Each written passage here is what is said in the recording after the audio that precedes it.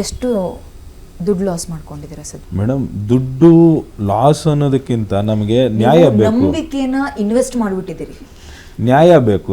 ನಮ್ಮನ್ನ ನಂಬಿಸಿ emotionally invest ಮಾಡಿದಿರಿ, ಅದಕ್ಕಾಗಿರೋ ಅದನ್ನು ವಾಪಸ್ ತರಕ್ಕೆ ಸಾಧ್ಯನೇ ಇಲ್ಲ. ಬಟ್ ನಾನು ಯಾಕೆ ಫಿನಾನ್ಷಿಯಲ್ ಮ್ಯಾಟರ್ ಎತ್ತದೆ ಅಂದರೆ, ನೀವು ಆ ಕಳ್ಳನನ್ನ, ಆ ಸುಳ್ಳನನ್ನ, ನರಿಮುಖ ಒತ್ಕೊಂಡಿರೋ ಆ ರಾಕ್ಷಸನನ್ನ ನಂಬಿದ್ದೆ ಫಿನಾನ್ಷಿಯಲಿ ನೀವು ಸ್ಟ್ರಾಂಗ್ ಆಗ್ತೀರಾ ಅಂತ. ಹಾಗಾಗಿ ಪ್ರಶ್ನೆ ಕೇಳ್ತಾ ಇದ್ದೇನೆ, ಎಷ್ಟು ಲಾಸ್ ಮಾಡ್ಕೊಂಡ್ರಿ? ಅದು ನನಗೆ ಗೊತ್ತಿಲ್ಲ, ಯಾಕಂದ್ರೆ 6ರಿಂದ 7 ಲಕ್ಷವರೆಗೂ ಕೊಟ್ಟಿದ್ದೀರಿ ಮೇಡಮ್. 6-7 ಲಕ್ಷ ಒಂದು ವರ್ಷದಲ್ಲಿ? 1.25 ವರ್ಷದಲ್ಲಿ ಕೊಟ್ಟಿದ್ದೀರಿ. ಆದರೆ ಎಲ್ಲಾನು ಕ್ಯಾಶ್ ಟ್ರಾನ್ಸಾಕ್ಷನ್ ಮಾಡಿದ್ದೀರಿ. ಆನ್ಲೈನ್ ಬೇಡ ಅಂತ, ಅದು ಆನ್ಲೈನ್ ಬೇಡ. ಪ್ರತಿಯೊಂದು ಹೋಗ್ಬೇಕು ಅಂತ ಅನ್ನಿಸ್ತು. ನಾನು ಈ ವಿಚಾರ ಎಲ್ಲ ಹೇಳಿದಾಗ ನಮಗೆ ಯಾವ ಸ್ಟೇಷನಲ್ಲಿ ಕಂಪ್ಲೇಂಟ್ ಕೊಡಬೇಕು ಅಂತಲೂ ಗೊತ್ತಿರಲಿಲ್ಲ. ಯಾಕಂದರೆ ನಮ್ಮ ಜೀವನದಲ್ಲಿ ಈ ಘಟನೆ ನನ್ನ ಜೊತೆ ಆಗಿರೋದು ಮೊದಲನೇ ಘಟನೆ. ಯಾಕಂದರೆ ನಾನು ನಾರ್ಮಲಾಗೆ ಸಿಂಪಲ್ಲಾಗೆ ಕಾಲೇಜ್ ಹೋಗ್ಕೊಂಡು ಮದುವೆ ಆಗಿ ಕೆಲ್ಸಕ್ಕೆ ಹೋಗ್ಕೊಂಡು ಈ ಥರ ನನ್ನ ಜೀವನ ಇದ್ದಿದ್ದು ಮ್ಯಾಮ್. ಈ ಥರ ಒಂದು ಸಿಚುವೇಶನ್ ಇದೆ ಅಂತ ನನಗೆ ಆಗುತ್ತೆ ಅಂತಲೂ ನನಗೆ ಗೊತ್ತಿರಲಿಲ್ಲ. ಸೊ ನಾನು ಯಾವಾಗ ನಾನು ಪ್ರಾಣ ಕಳ್ಕೊಳ್ಳೋಕ್ಕೆ ಟ್ರೈ ಮಾಡಿರ್ತೀನಿ, ಅವ್ರಿಗೆ ವಿಚಾರ ಹೇಳಿರ್ತೀನಿ, ಆವಾಗ ಇವರು ನಮ್ಮ ಚಿಕ್ಕಪ್ಪ ಹತ್ರ ಕರ್ಕೊಂಡು ಹೋಗ್ತಾರೆ. ಏನೇನು ಬರ್ಸಿದ್ದೀರಿ FIR ಅಲ್ಲಿ? ರಾಶಿ, ಉಂಗುರ ಇತ್ಯಾದಿಗಳ ಬಗ್ಗೆ ನಿಮ್ಗೆ ಕೊಟ್ಟಿದ್ದಾರಾ? ಉಂಗುರ ಗಿಂಗ್ರ ಎಲ್ಲ ಒಂದು ಬ್ಯಾಂಡ್ ಕೊಟ್ಟಿದ್ರು, ಅವನಿಗೆ ವಾಪಸ್ ಕೊಟ್ಬಿಟ್ಟಿದ್ದೀವಿ ಮ್ಯಾಮ್. ವಾಪಸ್ ಆಮೇಲೆ ಕಲ್ಲು ಕೊಟ್ಟಿದ್ದಾರೆ ಮ್ಯಾಮ್, ಕಲ್ಲುಗಳು. ಕಲ್ಲಿದೆ ಮನೆಯಲ್ಲಿ, ಕಲ್ಲು. ಆಮೇಲೆ ಈ 808 ನಂಬರ್ದು ಒಂದು ಕಾಯಿನ್, ಆಮೇಲೆ ತಾಯ್ತ ಕೊಟ್ಟಿದ್ದಾನೆ. ಇವ್ರ ಹತ್ರ ಏನೋ ಮೂಲೆಗಳು, ಗಿಡ ಮೂಲೆಗಳು ತರಿಸ್ಬಿಟ್ಟು ಅದನ್ನೇನೋ ಮಾಡಿ ತಾಯ್ತಲ್ಲಿ ಇಟ್ಬಿಟ್ಟು, ಇದನ್ನ ಇಟ್ಕೊಂಡ್ರೆ ನಿಮಗೆ ಫೈನಾನ್ಷಿಯಲ್ ಜಾಸ್ತಿ. ತಾಯ್ತ ಕೊಟ್ಟಿದ್ದಾರೆ, 2 ತಾಯ್ತ ಕೊಟ್ಟಿದ್ದಾರೆ. ಆಮೇಲೆ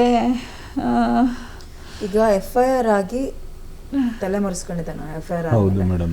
ಪೊಲೀಸರು ಇನ್ಫ್ಲೂಯೆನ್ಸ್ ಯೂಸ್ ಮಾಡ್ಕೊಂಡು ಫೋನ್ಗಳೆಲ್ಲ ಮಾಡಿಸ್ತಾರೆ. ಯಾರು ಇನ್ಫ್ಲೂಯೆನ್ಸ್ ಕೊಡ್ತಾರೆ? ಇನ್ಫ್ಲೂಯೆನ್ಸ್ ಕೊಡೋರು ದೊಡ್ಡ ಮುಟ್ಟಾಳ್ರು ಅಷ್ಟೇ, ದೊಡ್ಡ ಹಲ್ಕಟ್ಗಳು. ಅಂತವ್ನಿಗೆ ಇನ್ಫ್ಲೂಯೆನ್ಸ್ ಮಾಡೋರು ದೊಡ್ಡ ಹಲ್ಕಟ್ಗಳು, ರಾಜಕಾರಣಿಗಳ ಮತ್ತೊಬ್ಬನ ಹಣವಂತನ ಯಾವನಾದ್ರೇನು.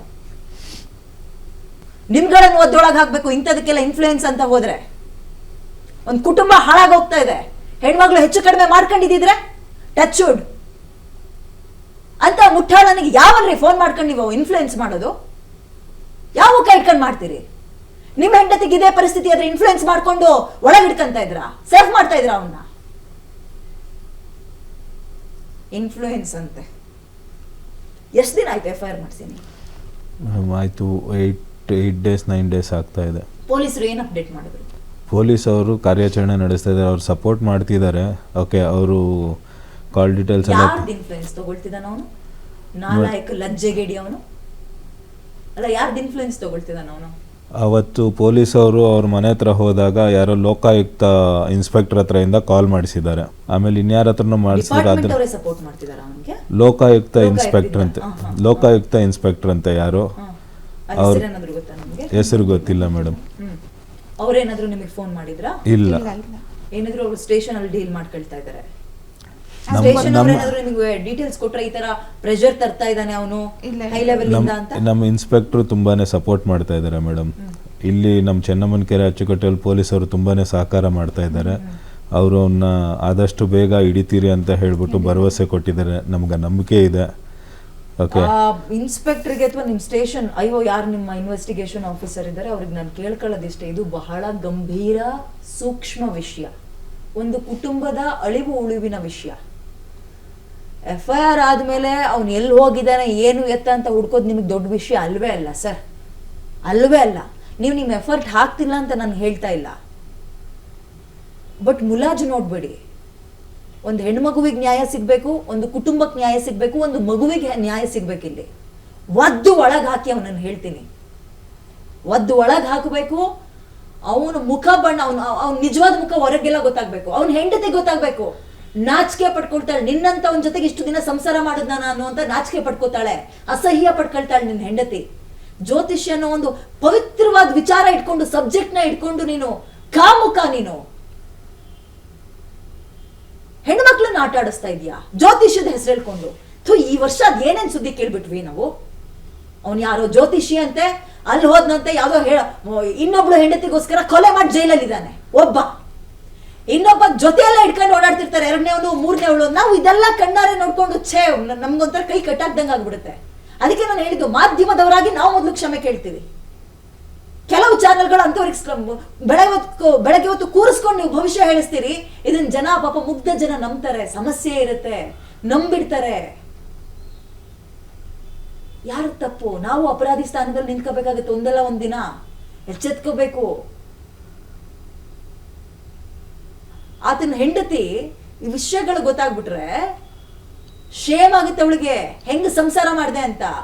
ಅವಾಗ್ಲೂ ಹೇಳ್ದೆ, ಈಗ್ಲೂ ಹೇಳ್ತಾ ಇದ್ದೀನಿ, ಅವ್ನು ಯಾರೋ ನಾಲಾಯಕ ಜ್ಯೋತಿಷಿ ಅಂತ ಕರ್ಸ್ಕೊಳ್ಳೋ ಅವ್ರ ಅಪ್ಪ ಇದಾನಲ್ಲ, ನಿನ್ ತಂದೆ ಸ್ಥಾನಕ್ಕೆ ಯೋಗ್ಯ ಅಂತ ಅನ್ನಿಸ್ಕೊಳ್ಬೇಕು. ಇನ್ ಸ್ವಲ್ಪ ಮುಂದಕ್ಕಾದ್ರು ಅಂದ್ರೆ ಕೊರಳು ಪಟ್ಟಿ ಇಟ್ಕೊಂಡು ನಿನ್ ಮಗನ್ ಎಳ್ಕೊ ಬಂದು ಸ್ಟೇಷನ್ಗೆ ಬಿಡು.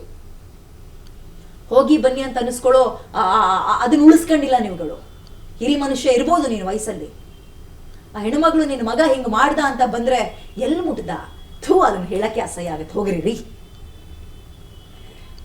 ನಿನ್ನ ಅಷ್ಟು ವಯಸ್ಸಾಗಿ ಮೊಮ್ಮಗನ್ ನೋಡೋ ವಯಸ್ಸಾಗಿದೆ, ಆ ಹೆಣ್ಮಗಳ ಹತ್ರ ಹೆಂಗ್ ಮಾತಾಡ್ಬೇಕು, ಏನ್ ಪ್ರಶ್ನೆ ಕೇಳ್ಬೇಕು ಅನ್ನೋ ಒಂದು ಸೂಕ್ಷ್ಮತೆ ಇಲ್ವಾ?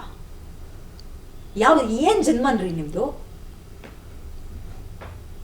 ಮನೆ ಒಳಗೆ ಹೆಂಗ್ರಿ ಪೂಜೆ ಪುನಸ್ಕಾರ ಮಾತ್ರ ಮಾಡ್ಕೊಂಡು ಜ್ಯೋತಿಷಿಗಳನ್ನ ಅಂತ ಮನೆ ಒಳಗೆ 2-3 ಜನ ಇಟ್ಕಂತೀರಿ? ಹೆಸರಿಗೂ ನೀವು ಮಾಡ್ತಾ ಇರೋ ಹಲ್ಕಟ್ ಕೆಲ್ಸಕ್ಕೂ ಸಂಬಂಧನೇ ಇಲ್ವಲ್ಲ. ಕಾಮುಕ, ಜ್ಯೋತಿಷಿಯ ವೇಷ ಹಾಕೊಂಡಿರೋ ಕಾಮುಕ ನೀನು. ತಲೆ ತಗ್ಗಿಸ್ಕೊಂಡು ಏನು ತಪ್ಪು ಮಾಡ್ದಲೆ ಬಂದು ಕೂತಿದ್ದಾರೆ, ಮನೇಲಿ ಮಗು ಬಿಟ್ಟು ಬಂದಿದ್ದಾರೆ. ನೀನು ತಂದೆ ಸ್ಥಾನಕ್ಕೆ, ನಿನ್ನ ಹೆಂಡತಿ ತಾಯಿ ಸ್ಥಾನಕ್ಕೆ ಯೋಗ್ಯಳು ಅಂತ ಅನಿಸ್ಕೋಬೇಕಾದ್ರೆ ನೀವು ಹುಟ್ಟಿಸಿರೋ ಆ ಕೆಟ್ಟು ಜಂತು ಹುಳ ಇದೆಯಲ್ಲ, ಕೊರಳು ಪಟ್ಟಿ ಇಟ್ಕೊಂಡು ಹೋಗಿ ರೋಡಲ್ಲಿ ಹೇಳ್ಕೊಂಡು ಹೋಗಿ ಸ್ಟೇಷನಿಗೆ ಒಪ್ಸಿ. ಪೊಲೀಸರು ಹುಡ್ಕೊಂಡ್ ಮಾಡ್ಬೇಡಿ, ಹುಡುಕ್ಸ್ಬಿಡಿ ಪೊಲೀಸರ ಹತ್ರ. ಅಂಡ್ ಇನ್ಫ್ಲೂಯೆನ್ಸ್ ಅಂತ ಈ ವಿಷಯದಲ್ಲಿ ಬರ್ತಿರಲ್ಲ ರೀ, ಅದೃಷ್ಟ ಮಾಡಿದಿರ್ರಿ. ನಿಮ್ಮಂತವ್ರ ಮನೆಯವ್ರಿಗೆ ಇಂಥ ಜ್ಯೋತಿಷಿ ಸಿಕ್ಕಿಲ್ಲ. ಸಿಕ್ಕಿದ್ರೆ ನಿಮ್ಮನೇಲಿರೋ ಹೆಣ್ಮಕ್ಳು ಅಂತದನ್ನ ಸಫರ್ ಮಾಡೋರು, ನೋವು ತಿನ್ನೋರು.